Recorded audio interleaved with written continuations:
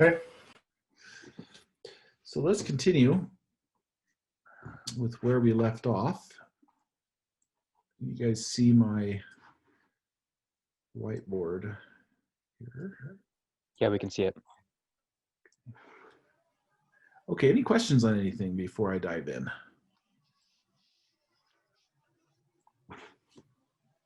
I was able to post another set of homework problems. And these homework problems are more computational than previous ones. So you'll be writing some code in order to solve the problem. So you should take a look at that. We still have to get through the material, but at least it's there for you to begin to start thinking about. Any other questions on anything?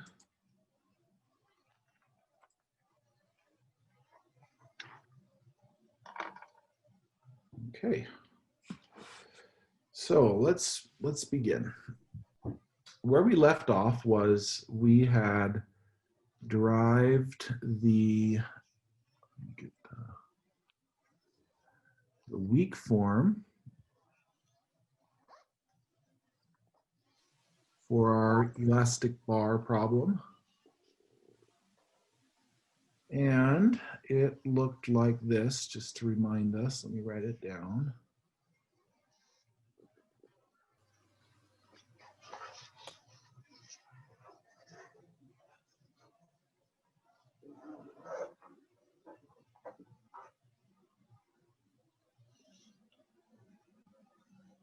That's dx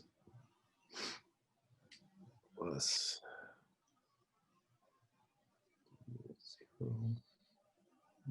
0.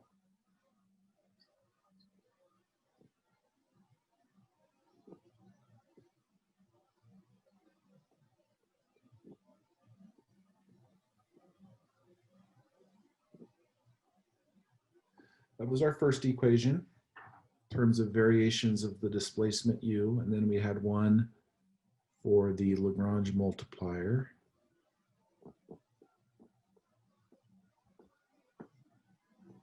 Which was just a very simple equation because of the 1D nature of our problem.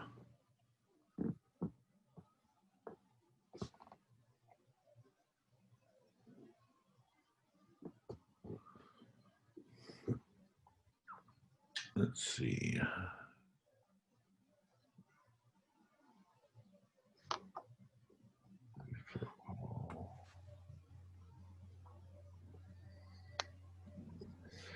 Okay, so there's our weak form. Now, what we want to do next is derive the strong form. And really the question is, why? Like, who cares? Does anybody know off chance why we derive the strong form, also known as the Euler-Lagrange equations? Like, why we would care about this? Anybody familiar enough with this to venture a guess? Is it so that we can do like a check to make sure we're getting the right solution? Yeah, so that's basically right. So what we do with the weak form when we turn it into the strong form is it tells us exactly what the equations are that we're solving. It's like a validation step. Well, it tells you, like, point-wise, if everything is smooth enough, it'll tell you, like, at every point exactly what the equations are that you're solving. Whereas the weak form just tells you under the integral what the equations are.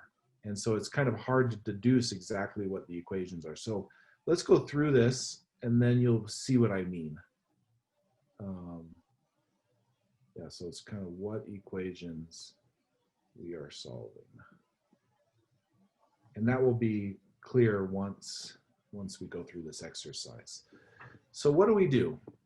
To get the Euler-Lagrange equations, basically you use integration by parts to remove any derivatives from these delta quantities. These are called test functions. Everything with a delta is called a test function. And we want to have all the test functions, they shouldn't be differentiated. We want to remove the differentiation from all the test functions. In this case, there's only one place where a test function is differentiated, and that's up here in the strain energy term. Everything else will remain unchanged. So we're going to use integration by parts on this first integral in order to get rid of this derivative. So let's work on that down here. So we use integration by parts. Okay, so let's just take a look at the integrand. So we have delta u comma x EA u comma x.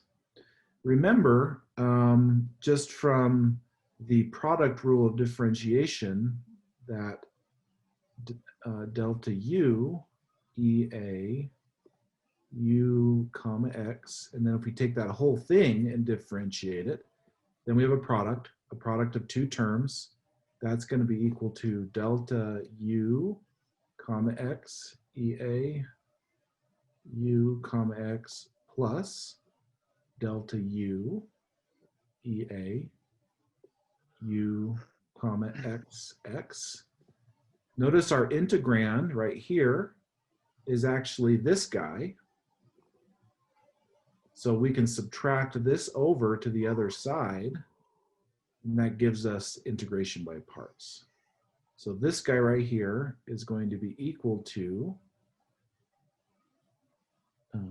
delta u EA. And notice there's no differentiation now on the test function. X minus delta u EA u comma x x, and then let's just go ahead and integrate these guys.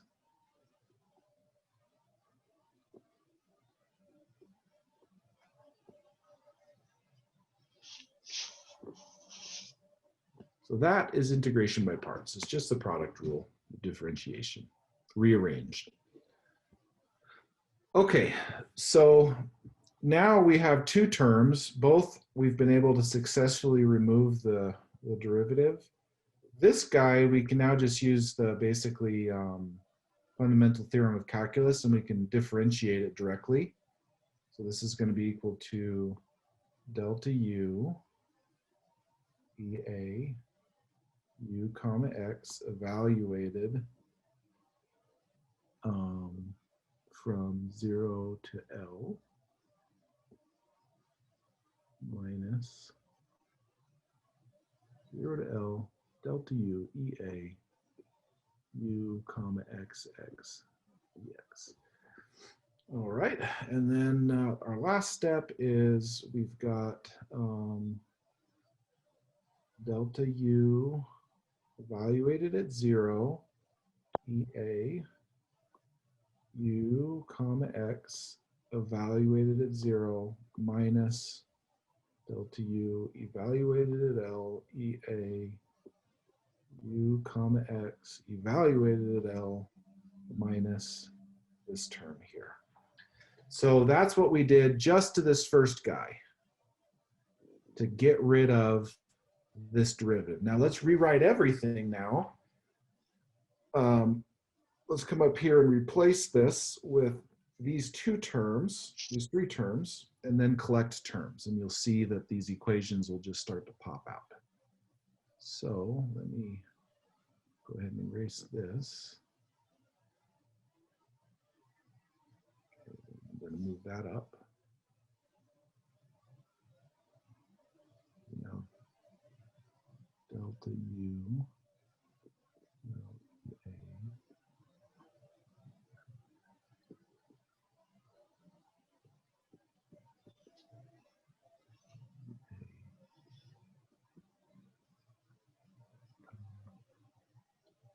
minus the integral 0 to L delta u EA u comma x x e x plus plus these other terms. All right, great.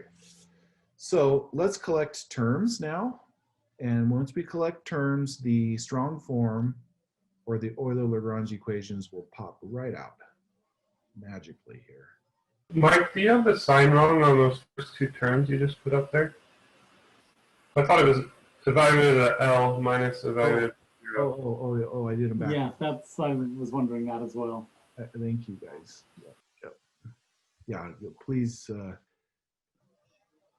Okay, so let's gather up these guys and look at the equations. So you notice, kind of implicit in this this integration by parts is we're assuming that u makes sense with two derivatives. Okay, so there's kind of an implicit assumption that if everything is smooth enough, you can do this. Okay, that's kind of a classical assumption here.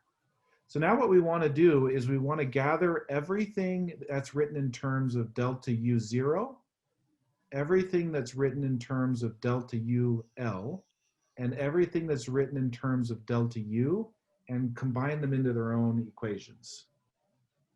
So let's start with delta u0. We have this term here. I'll get a different color. So delta u0, we've got this guy here, and this guy here. Okay, so let's write those. We have delta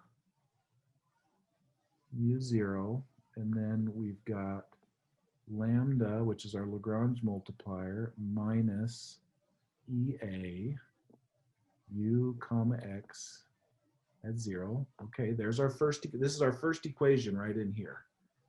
I'll explain why in a minute. Now let's gather up all the delta UL guys. It is right here. So we've got plus delta U at L. And we've got EA U comma X evaluated at L minus the traction. Okay, so those guys are done. We've got this guy, this guy, this guy, and this guy. Now let's gather up the delta U terms. So what do we have here? Got a sign off here, maybe. Let's see.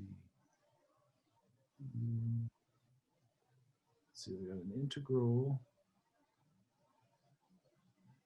Let's just do this delta U.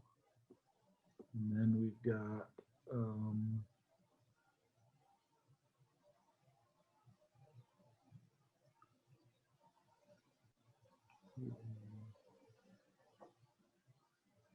got a sign off here.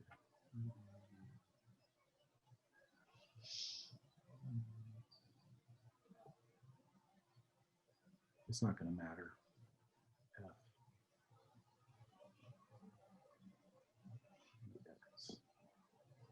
Okay, so there's all of those guys, and then let's quickly do this last one, which we don't have to do anything because there's only one equation.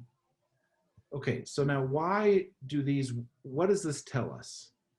The reason this is valuable is because notice that the weak form, these d pi's up here, they have to hold for every test function, whether it be just a test Lagrange multiplier or a test displacement.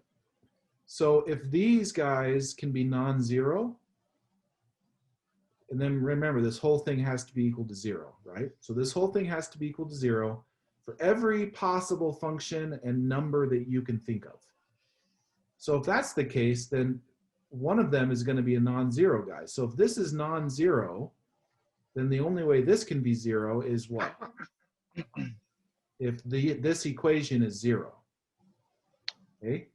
And same, you can make the same argument for all three of these guys. Because this has to hold for every possible test function, the only way that this whole equation can be 0 is if the things in the brackets themselves are equal to 0. So that gives us a couple of equations. It gives us that E, A, U, comma, X, X plus F is equal to 0 in the domain 0 to L. That's what this guy gives us. This guy over here says that E A U comma X evaluated at L has to be equal to H sub L on at X equal to L. Why couldn't those terms be like equal to each other? And then they cancel each other out. Because it has to hold for every single possible test function. So there will be times when like the test functions will be different values. You can't equal. Okay, then that one's done. This is what it is when it's true everywhere. Exactly. That's the point. That's the trick. E A U comma X at 0 at X equal to 0. That's this guy. And then we've got this equation right here, which says exactly what we should expect, that our constraint is satisfied. Okay, so these right here, we've got our Euler-Lagrange equations. Let's manipulate them a little bit just so that I can convince you. Anybody who has been through an engineering curriculum, an undergraduate engineering curriculum, has studied these equations extensively. So let's manipulate them just a little bit so that you're convinced of this.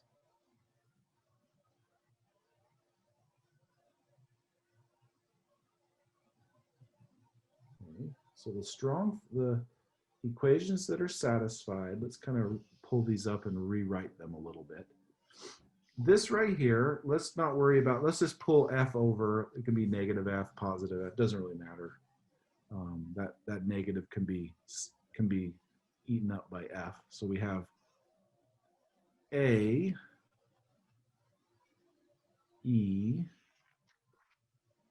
U, comma X, assuming that these guys are constant, is equal to F. Just assume it eats up the negative.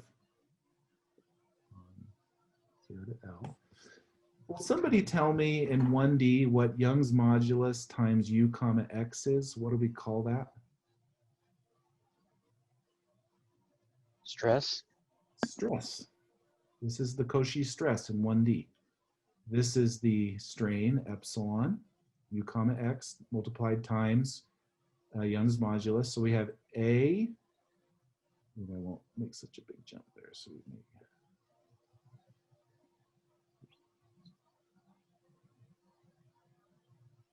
so we've got A stress comma X is equal to F. The A can come out because it's a constant, and then we divide by A. And we get our very famous equation from beginning strength of materials. It says,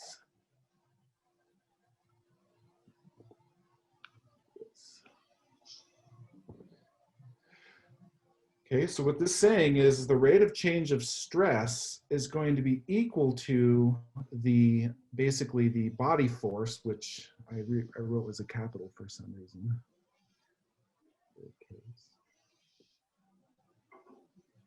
Little f, which is a function of x.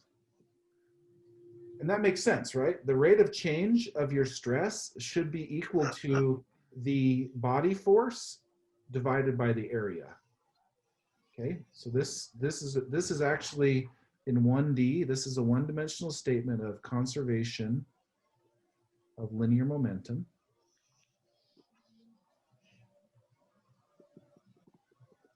And another way to think about this is, if you've seen this before, is this the divergence of the stress is equal to F, is what this is. If you were in multi-D, this is what this equation would be. And some of you have probably seen this more general equation. That's what this is in 1D.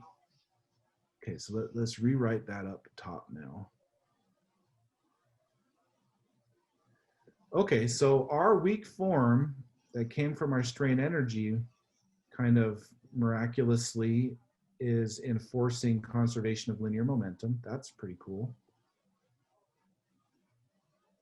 we have sigma comma x is equal to f over a on the domain 0 to L.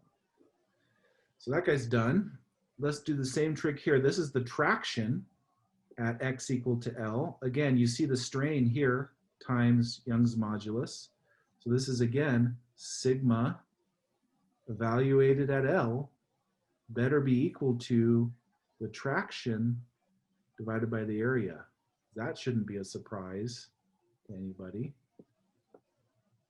Okay, so if you evaluate the stress at the right endpoint, it better be equal to the applied traction force divided by the area, right?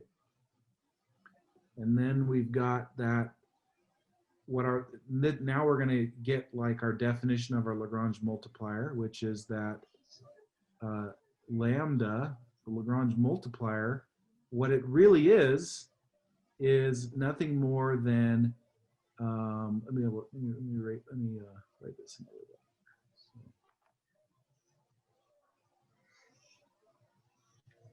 sigma evaluated at 0 is equal to lambda 0 divided by a at x equal to 0.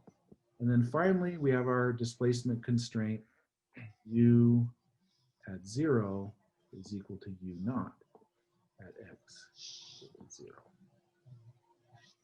Okay, so now I hope you can see why, like, it's not, even in 1D, like, unless you kind of knew the answer ahead of time, you wouldn't be able to really look at either the strain energy equation or the weak form and just automatically deduce that these are the 4 equations that are satisfied. And so we call this the strong form. And I hope you see from elementary strength of materials, do you see what's happened here? It's nothing more than a bar in tension, right? This is just like what you learned at the very beginning of your first undergraduate strength of materials. Now, the Lagrange multiplier, of course, you didn't see at undergraduate level, but how do you interpret now the Lagrange multiplier? What is it? Does anybody care to interpret what this Lagrange multiplier is just by looking at this equation?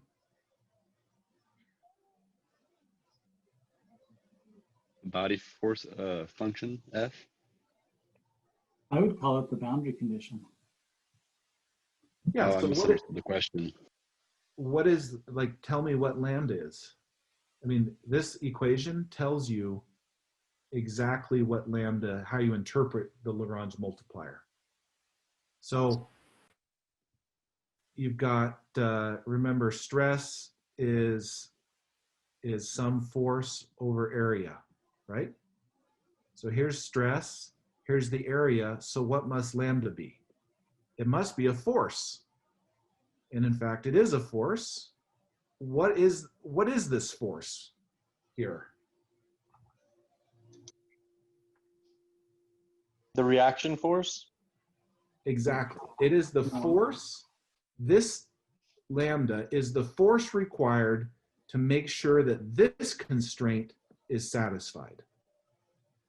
Right? So you take the end of the bar, let's say, and you displace it some u naught. And as you displace it, right, there's going to be an internal force that develops inside the bar. That's what this is here, this lambda. So lambda, the physical interpretation of the Lagrange multiplier, can be deduced from the strong form. And it says that lambda is nothing more than the force required, can be viewed like a traction force required to make sure that this displacement constraint is satisfied. Okay, any comments or questions about this? This is a very, so no matter how complicated your method is, this is the way we do it. The way you should do it is you go through the weak form and then you deduce the strong form or vice versa, because now I know I have a real physical handle on what my method is doing. I know that if I refine my mesh enough, then this guy right here, these equations are going to be satisfied. Okay, comments, questions? Can you always get a strong form, or is it like at times it's kind of numerically impossible? The strong form assumes you have an infinite number of test functions. So your finite element method, though, these are the equations that it's going to be trying to approximate. You can always derive a strong form from a weak form, but remember, in the weak, we haven't discretized yet. We're still in the infinite dimensional setting. So your method, once you discretize, is going to be approximating these equations, these strong form equations.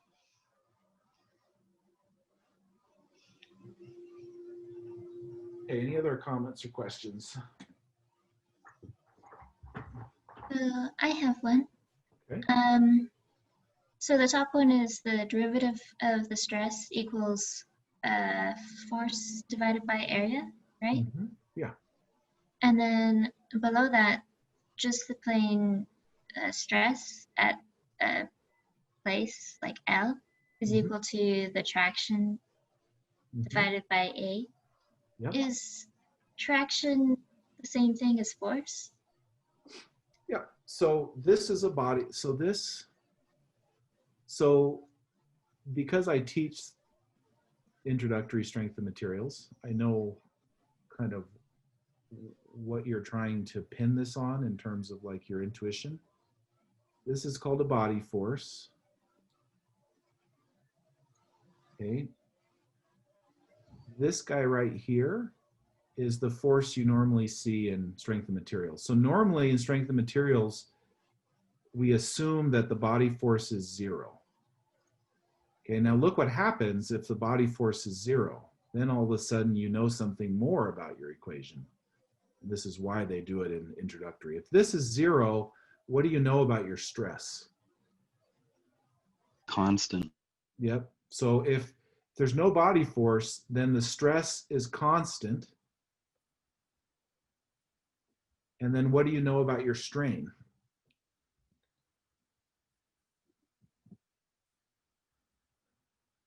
It's constant as well. It's constant as well.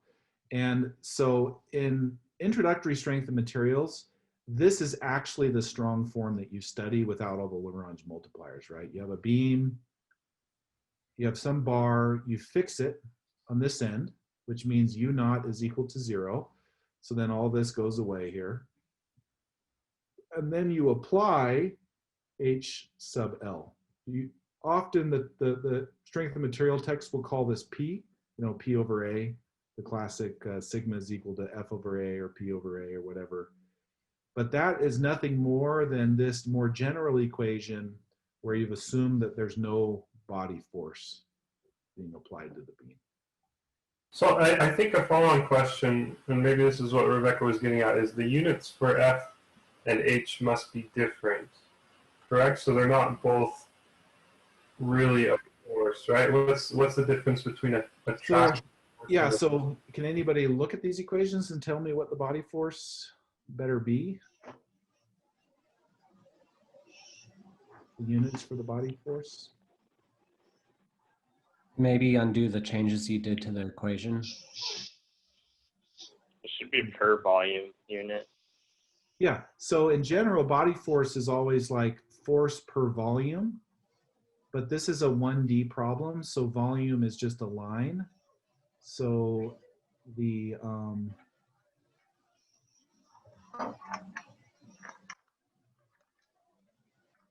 so this guy right here is going to be some force per length. That's the units of this guy. Okay. And H is going to be units of just force.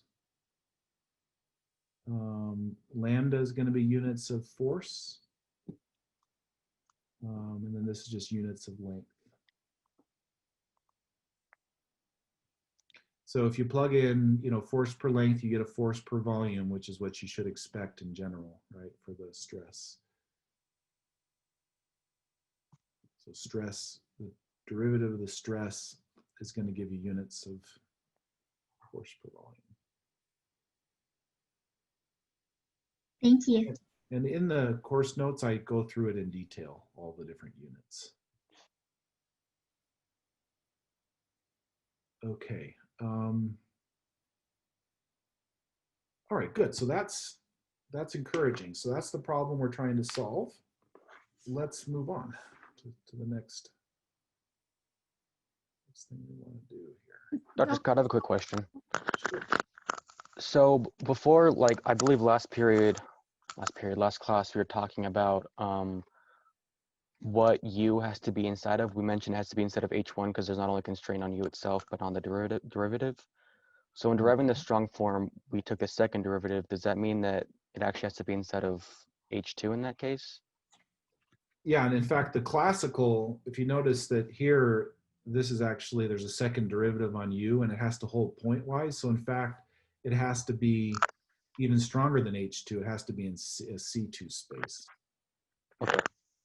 That's why it's called strong. They're stronger equations. And so they only hold for certain levels of differentiability, which is why we go to the weak form. Okay. Yeah. Thank you. Okay, so now let's talk about discretization.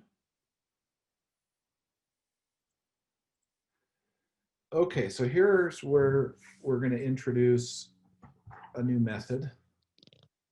So we call this method the, let's see,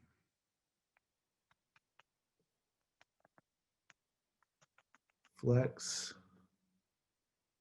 representation method. The acronym is FRM.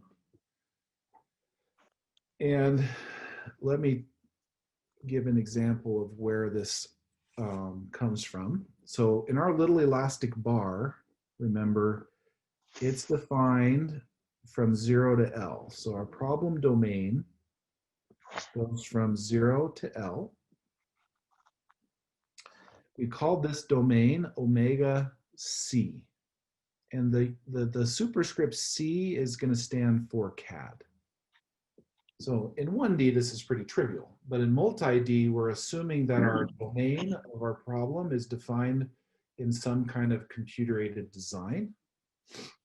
Okay. Now, so our problem is posed over omega C, but we're going to introduce a discretization in terms of another domain.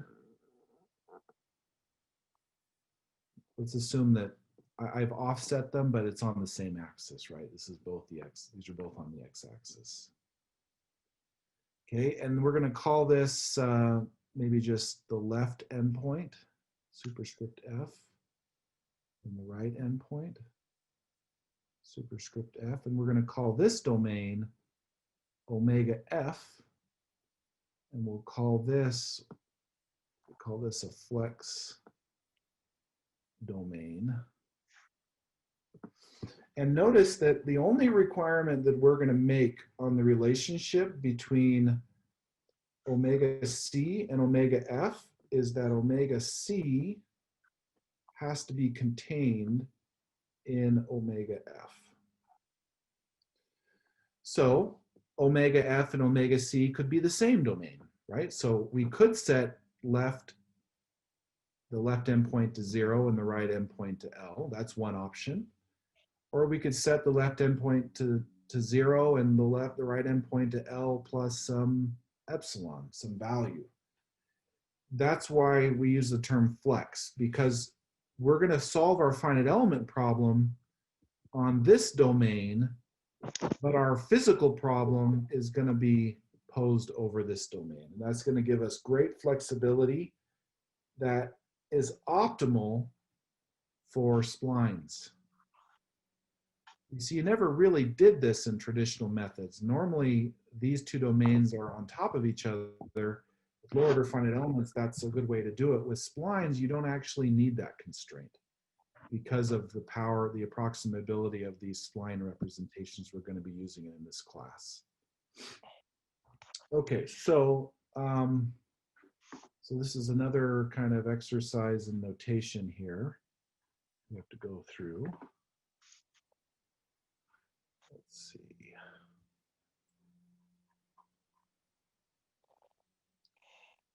Yeah, let's add some more notation in here. So we're calling this guy here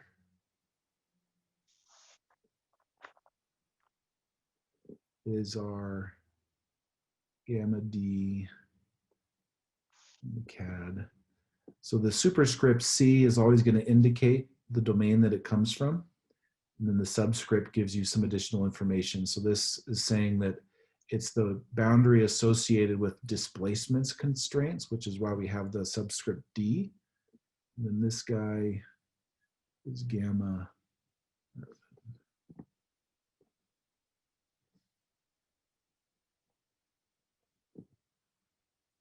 Gamma HC.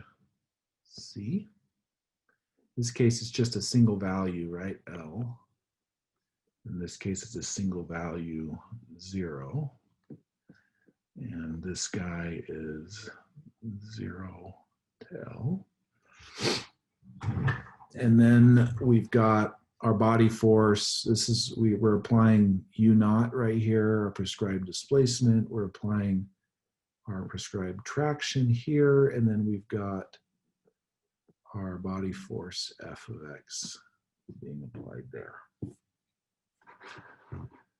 Okay, and feel free to stop me here. Yeah, I mean, this is going to be, we're going to be digesting some notation here, so please stop me. All right, now what we're going to do is, remember, we need to go to a Galerkin form here. If you remember from before, we make a Galerkin approximation.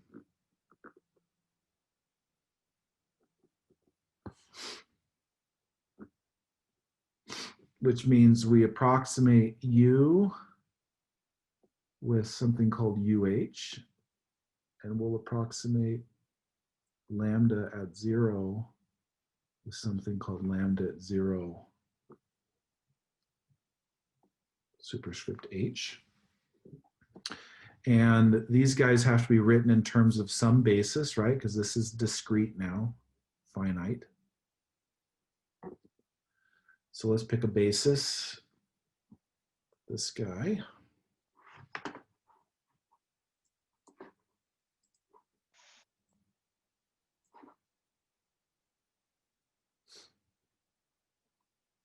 U, H, let's write this our basis here. U, H, going to be equal to some coefficients times some basis. So these are our basis functions. Okay, now here's a big point. These basis functions, these NAs, they're going to be defined here, not in the actual domain of our problem. We're going to generate a much more flexible way to do discretization by just putting our basis functions on this larger domain that just has to encapsulate the domain of our actual problem. And that's where the term flex comes from. It's a more flexible way to discretize with splines. Okay, so let me draw a picture now so that you can just at least pictorially see how this is done.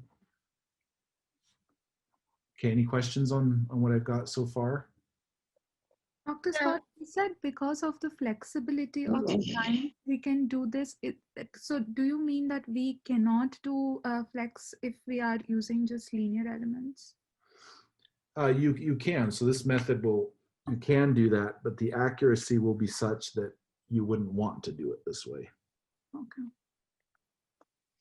So there are specific properties that we're going to be leveraging that give us we're going to be trying to expose this additional flexibility because of the fact we're going to be using splines.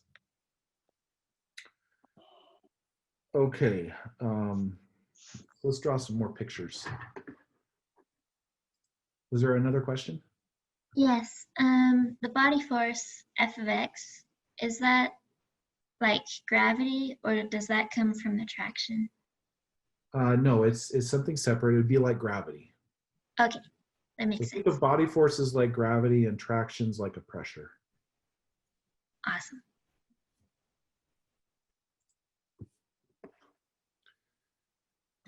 All right.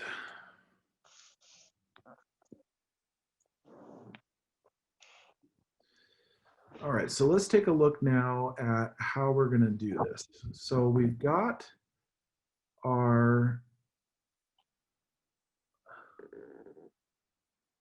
let's call this our omega f. Okay, remember omega c lives inside of omega f somewhere. We're not going to worry about that for right now. Let's just focus on omega f. And the way that we're going to build omega f is we're going to generate a change of coordinates function. We'll call it big X f. And it's going to take some, what we call parametric domain. And we'll use these hats to denote parametric domain. So this is what we call the flex parametric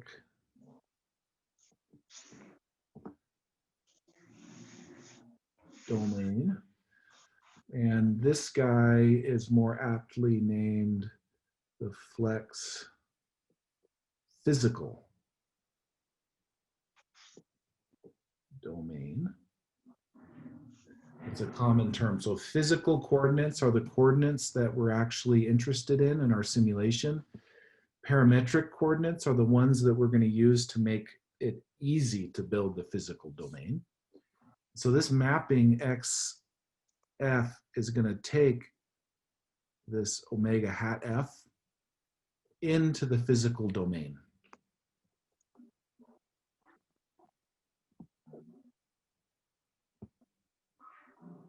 Okay, now we're going to build our basis functions here. So we're going to take the parametric domain and we're going to discretize it, meaning let's chop it up into elements.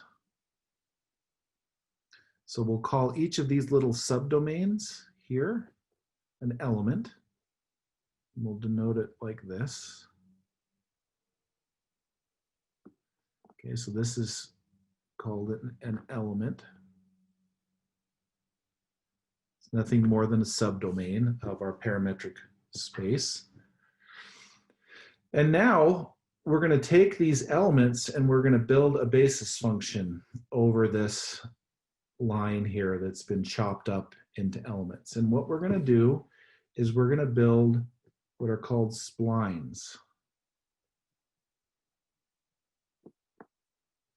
Okay, so we're going to build splines over each element. So the difference between what you learned previously and now is that a spline is a piecewise polynomial. So everything you've learned up to now is basically you have been studying a single element, right? We had a single domain, we built a little set of basis functions over that single domain. And then if we wanted more functions, we increased the degree of the polynomial basis. Splines, what they do is they say, okay, I'm going to build polynomials over every single one of these elements, and then I'm going to connect them together across the element boundaries with some level of smoothness. Why might we want to do that? Why might that be a good idea?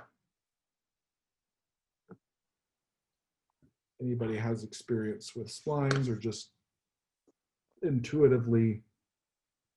Why might we want to move away from a single element with increasing degree to a multi-element setting where we can fix the degree but subdivide into more and more elements?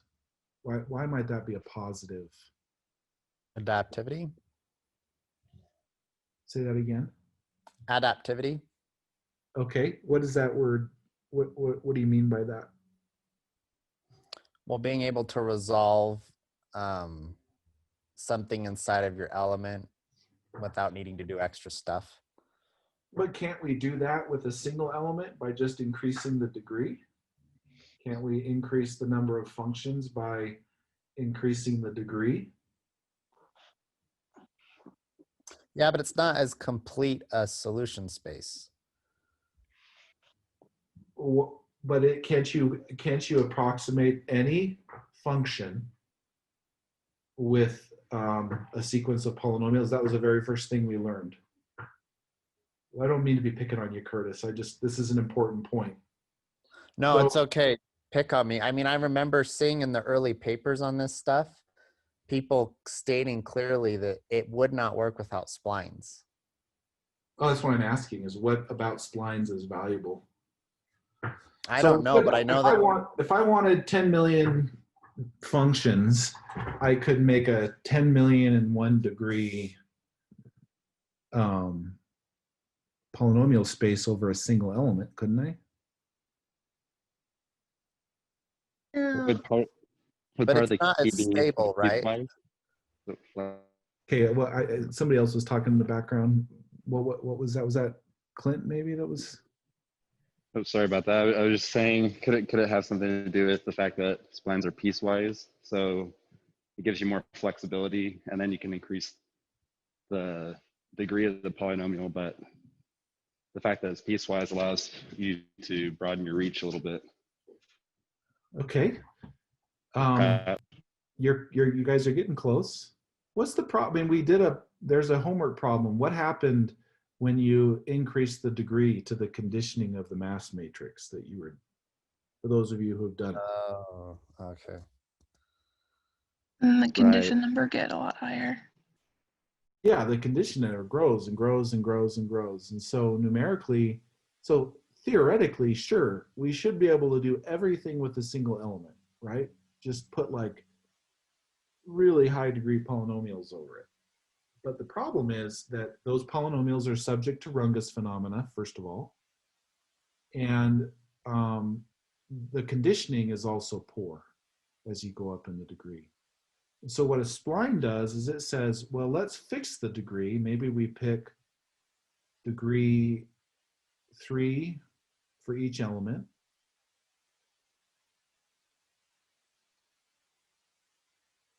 Okay, and so on. And then we say, okay, I'm going to fix what I call K. So let's say, so P indicates the degree of the element basis, polynomial basis.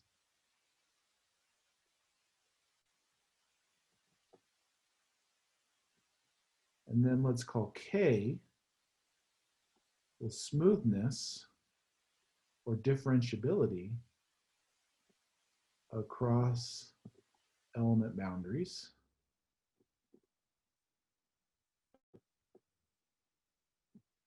Okay, so maybe K, for example, is going to be like at the endpoint, let's just make it discontinuous. So it's -1. Maybe we make it C2, C2, C2, C1, C0. Okay, so what you're doing is you're connecting one polynomial segment to its neighbor with a certain level of smoothness across the boundary. And what that allows you to do is you can fix the polynomial degree, but notice you're adding functions because you have multiple elements. So this is a much more stable way to increase the size of the space because it keeps the polynomial's degree at a same level, and then you can use smoothness to begin to approximate these higher order functions across element boundaries. And so that's why splines, for example, aren't subject to nearly the Runge phenomena that you would see with higher order polynomials because of this type of construction. And same thing with finite elements. We like splines because of this reason. Traditional finite elements use p = 1 and then they're just, the k that they use is equal to 0. So it's just C0. We're going to use higher order polynomials with higher order smoothness and leverage those properties in this flex method to enable us to like overcome the constraints of having the CAD domain and the discretization domain having to match, which is one of the big problems with finite element methods today.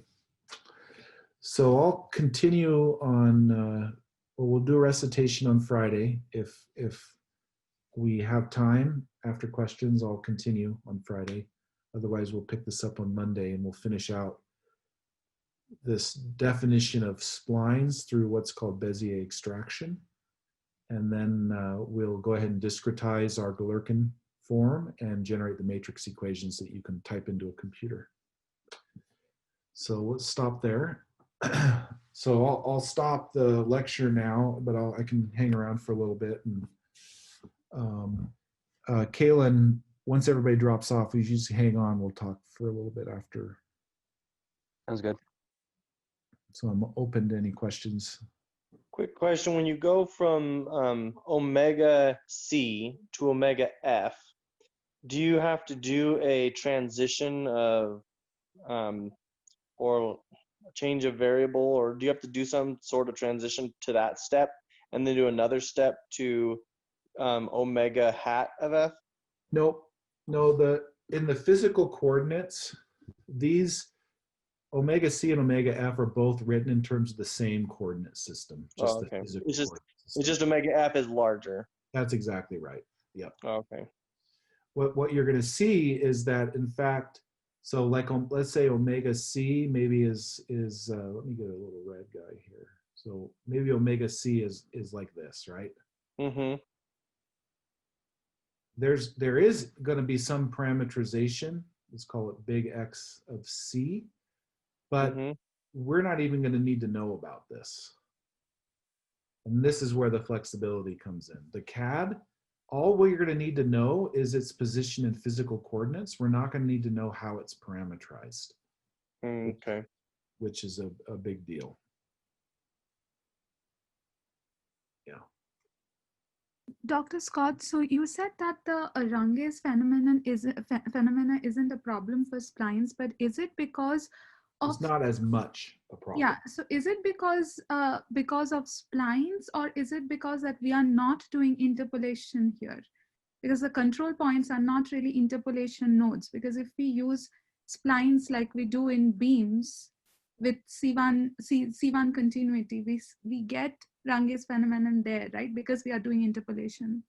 So I know for a fact that there's a lot less, even if you interpolate with splines. So if you generate an interpolating spline, you'll have less Runge's phenomena than just a higher order polynomial.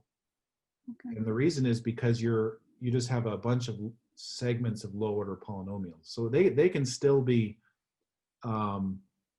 each individual segment, you can still see some Runge phenomena, but the point is that you've enriched the space without increasing the degree. Even in polynomials, you really only see it for high degree polynomial spaces. So the fact that you can keep the degree low is an important part of why you can suppress that behavior somewhat. Okay.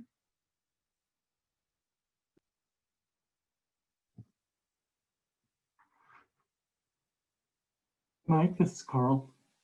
Yeah, hi, Carl. So I just wanted to clarify something in my own brain. Okay. So typically, in a typical finite element world, we could do either H refinement or P refinement. H refinement basically means let's just add a bunch more elements. And P refinement, we're going to add a higher degree. Correct.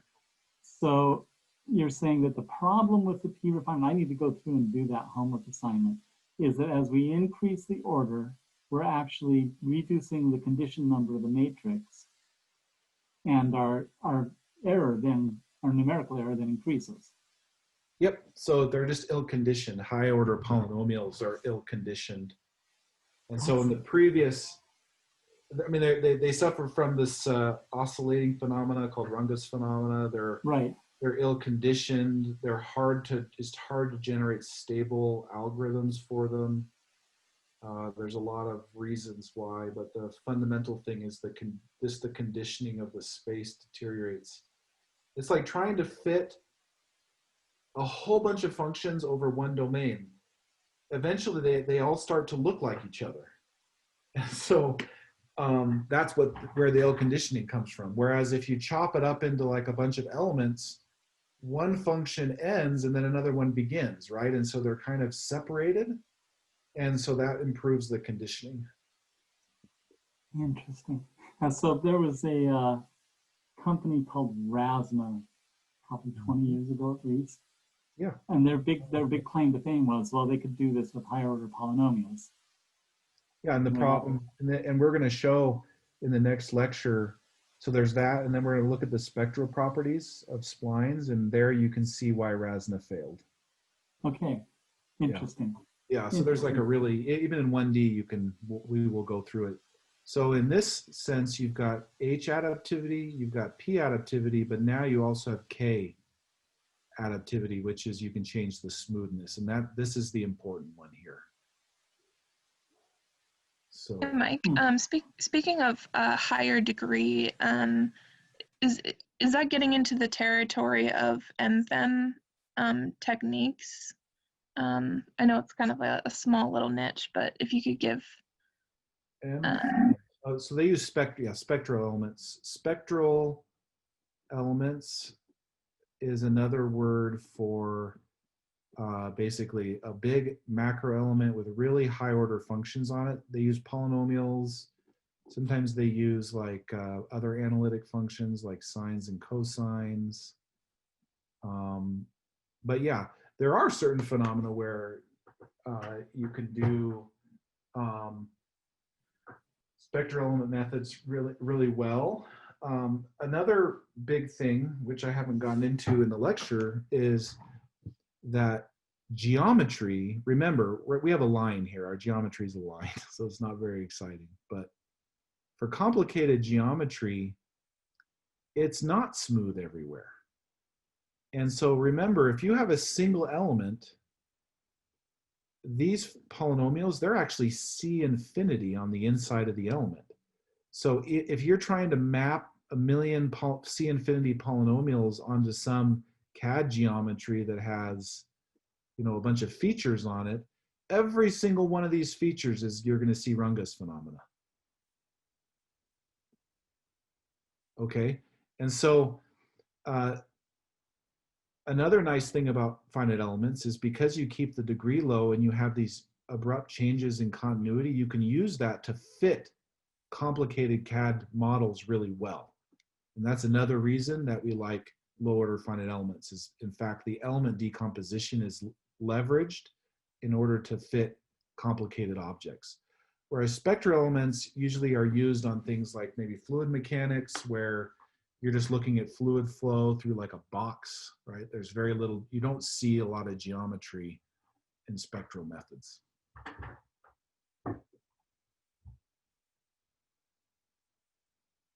Yeah, these are good questions. Mike, may I ask you a question? Mm-hmm. So and during your lecture, I referred to some of the early papers on immersed, and what I had in mind is, I recall being left with the impression at one point that people were having an issue if they used, if they were using, you know, shape functions that were not splines, that when they rotated their geometry inside of their immersed grid, they would get a slightly different solution. Was that strictly from numerical error due to conditioning, or is there something else going on there? If you've got so if you've got a spline basis that's positive and satisfies a partition of unity, it has what's called a fine covariance. It'll satisfy what's called a fine covariance. What a fine covariance means is that you can take the nodes and apply any kind of linear transformation to the nodes, and the geometry will also respect that same transformation. So what you're describing, what I think I hear you saying is that you rotate it and then the geometry changes. That's because the basis doesn't satisfy this property. So all good spline bases satisfy this property. That's why it's used in CAD so much. So you're never going to see that. In the case I'm thinking of, the geometry was the same. It was just rotated in its immersed grid. Oh, okay. Oh, I see. Yeah, then that's just numerical error in terms of, yeah, because they're, depending on how you're doing the cut cells and all of that, you're going to get error depending on how the geometry is embedded. Yeah, and so that's. So it was. Go ahead. Yeah, so that's why we like to use higher order methods, smooth methods for these embeddings, is that the game we're playing here is, can you overcome mesh generation and still beat the pants off of low order finite elements? That's the game we're playing here.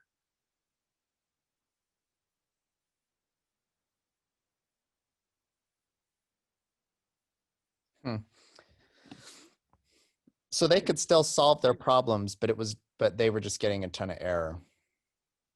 Yeah, I mean, normally, you see, normally what I'm proposing here in 1D is all that I require is that the CAD be embedded in this flex domain. In immersed, they actually have an additional constraint that they imply.